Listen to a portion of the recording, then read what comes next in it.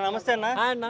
అన్న Pawan Kalyan Harihara Veeramallu song release అయింది కదన్న, మాట వినాలి ఎలా అనిపించింది అన్న? నిజంగా ఓడి వింటే మాట వినాలి అంటే ఇప్పుడు ఆయన డిప్యూటీ సీఎంలో హోదాలో ఉన్నారు కాబట్టి ఆయన కింద ఉన్న మంత్రులు ఆయన మాట వినాలి, కలెక్టర్ గారు అంటే కింద ఉన్న అధికారులు కూడా ఆయన మాట వినాలి అన్నట్టుగా.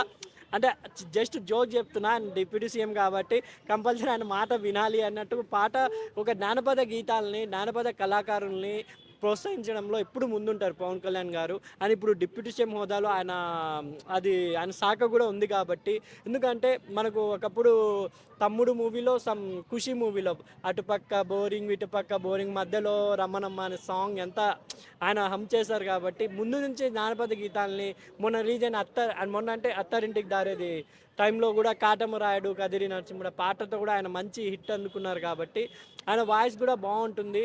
తమ్ముడిలో కూడా చిన్న హమ్ చేస్తూ అదే ఒరేరే మళ్ళీ చెట్టు లెక్కగలవు ఈతగల్లు పీకలేవు నీకెందుకు రా పెళ్ళి అన్నట్టు అంటే జానపదాల్ని ప్రోత్సహించడంలో పవన్ కళ్యాణ్ గారు ఎప్పుడు ముందుంటారు.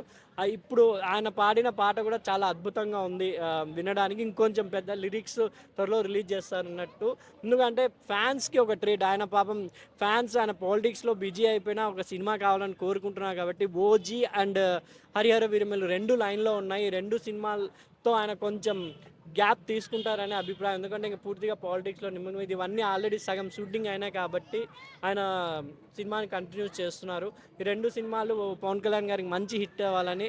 ఈ హరిహర వీరమల్లు కూడా ఓల్డ్ స్టోరీ అంటే మన పాత జమానాలో వీరులు ఎలా ఉన్నారు, తన సామ్రాజ్యంలో రాజులే కాకుండా వీరులు లాంటి వాళ్ళు ఎలా ప్రజల్ని సంరక్షించారు అనేది ఒక చిన్న హింట్ ఇచ్చారు టీజర్లోనే. నిజంగా పవన్ కళ్యాణ్ గారు పాత కాలాన్ని పాత పద్ధతుల్ని ప్రోత్సహించే వారిలో ఈ సినిమా కూడా ఒక జానపద వీరుడి అంటే జానపద కథల్ని పాటల్ని ప్రోత్సహించడంలో నెంబర్ 1 పవన్ కళ్యాణ్ గారు. ఇలాగే ఈ సాంగ్ కూడా రిలీజ్ అయిన తర్వాత ఇంకా పెద్ద హిట్ కావాలని మనస్ఫూర్తిగా కోరుకుంటున్నాను.